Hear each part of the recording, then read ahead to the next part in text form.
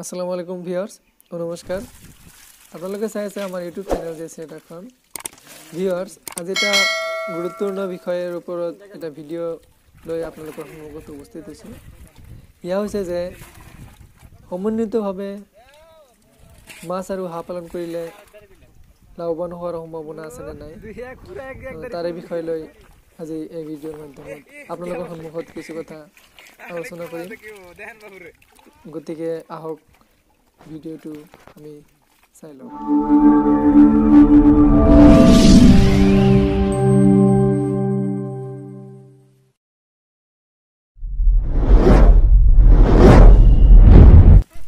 viewers এই আপোনালোকে ৰাতিপুৱাৰ দৃশ্য দেখিবলৈ পাইছে আমাৰ হাঁহবোৰক ৰাতিপুৱাৰ আহাৰ দানা খুৱাই পানীত এৰি দিলোঁ আৰু আজিৰ বিষয়ৰ মূল কথাটো আছিল যে সমন্বিতভাৱে হাঁহ আৰু মাছ পালন কৰিলে লাভৱান হোৱাৰ সম্ভাৱনা আছে নে নাই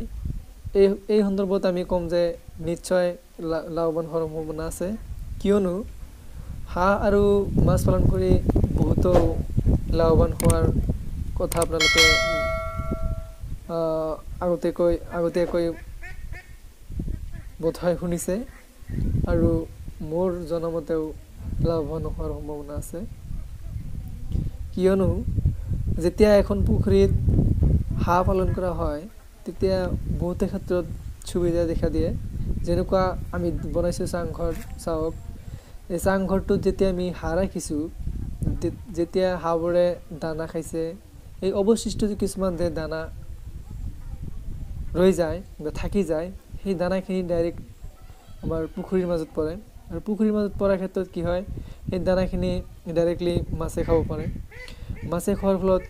আপোনাৰ বাহিৰে যি মাছক খাদ্য দিব লাগে সেয়া অলপ কম খৰচ হয় যাৰ কাৰণে অৱশিষ্ট খাদ্যৰ পৰা মাছ পালন কৰা হয় আৰু পুখুৰীত যেতিয়া হাঁহ চৰে তেতিয়াও মাছৰ কিছুমান উপকাৰ হয় যেনেকুৱা ধৰক মাছবোৰ যেনেকুৱা এলেহুৱা অৱস্থাত থাকিব নোৱাৰে সদায় দৌৰি ফুৰিব লগা হয় কিয়নো হাঁহবোৰে যেতিয়া ফুৰে তেতিয়া মাছক অলপ খেদি ফুৰে যাৰ কাৰণে মাছবোৰ অলপ ডাঙৰ দীঘল হয় খাদ্য পায় আৰু এটা গুৰুত্বপূৰ্ণ কথা হ'ল যে যদি পুখুৰীত দেখা যায় যে অক্সিজেনৰ অভাৱ হয়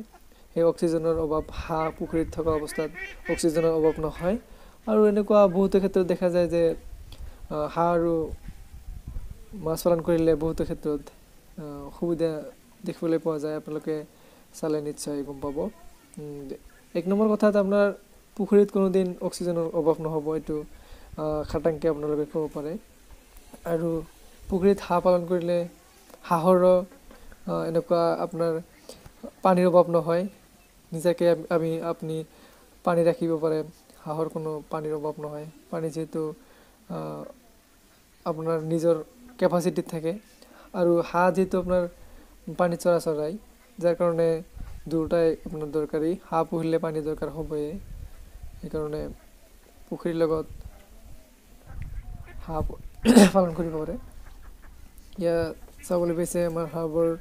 সুন্দৰকৈ পানীত ফুৰি আছে এনেকৈ গোটেই দিন পানীত ফুৰি থাকিব পানীত চৰি থাকিব আৰু আমি সন্ধিয়াৰ ভাগত হাঁহখিনি এনেকৈ খাবলৈ দি দানা খাবলৈ দি পেলাই আমি গঁৰালত তুলি থ'ম আৰু ৰাতিৰ আহাৰ আমি গঁৰালত খাবলৈ দিওঁ কোনোবা দিন বাহিৰতো খাবলৈ দিওঁ বাউণ্ডাৰীৰ ভিতৰত এনেকৈ আমাৰ বৰ্তমান হাঁহ আৰু মাছৰ সন্মিলিত পালন হৈ আছে অৰ্থাৎ একে অৱস্থাতে মানে একেটা খৰচতে দুটা পালন হৈ আছে ভিউয়াৰ্স এনেকৈ আমাৰ হাঁহবোৰ গোটেই দিন পানীত চৰি ফুৰিব আৰু গোটেই দিন চৰি ফুৰাৰ পিছত আমি সন্ধিয়াৰ ভাগত হাঁহকেইটা পানীৰ পৰা তুলি গঁৰালত ৰাখি দিওঁ আৰু সন্ধিয়াৰ খাবলৈ দিওঁ এনেকৈ আমি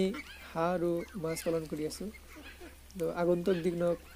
আমিও লাভৱান হ'ম বুলি আশা কৰিলোঁ ভিউয়াৰ্স এইখিনি আছিল আজিৰ ভিডিঅ'ৰ মূল বিষয়বস্তু যদি ভিডিঅ'টো চাই ভাল পাইছে তেতিয়াহ'লে ভিডিঅ'টোত এটা লাইক কৰিব আৰু যদি কোনোবাই মোৰ চেনেলটোত নতুন আহিছে তেতিয়াহ'লে ছাবস্ক্ৰাইব কৰি ল'ব আৰু এনেকুৱা ধৰণৰ কিছুমান ভিডিঅ'বোৰ আপডেটবোৰ পাই থাকিব তো ভিউৱাৰ্ছ ভিডিঅ'টো চোৱাৰ কাৰণে ধন্যবাদ আপোনাৰ সময়খিনি শুভ হওক এইখিনিতে সামৰিছোঁ